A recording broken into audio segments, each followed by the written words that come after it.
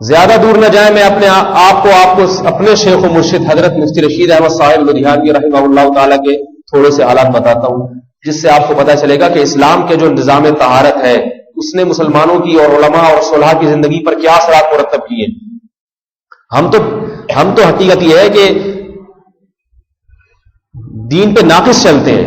میں خود بھی اپنے بارے میں دعویٰ نہیں کرتا کہ میں دین پہ کامل چلتا ہوں، جو لوگ چلتے ہیں کامل ان کے حالات کو اگر دیکھا جائے۔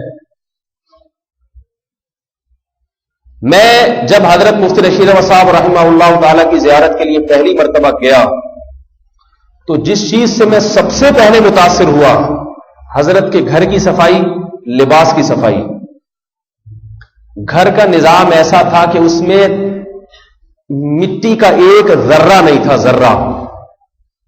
یہ نہیں کہ وہ آج کل گھروں میں فانوس لٹکے ہوئے ہوتے اور نیلی پیلی دیواریں ہوں گی، یہ شوبازی بہت ہے، یہ شوبازی بہت ہے، صفائی ستھرائی نہیں ہے۔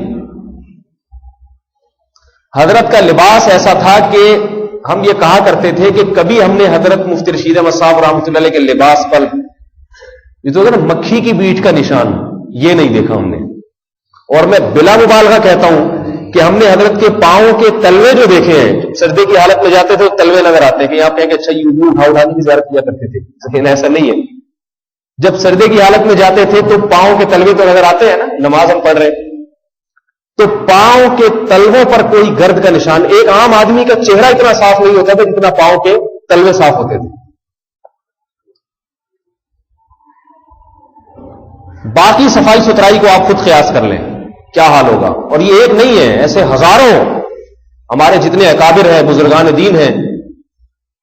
اور طبیعت میں نفاست اس قدر تھی کہ حضرت کے لیے جس مصلے پہ نماز پڑھتے تھے اس پہ خوشبو کا اسپرے کیا جاتا تھا۔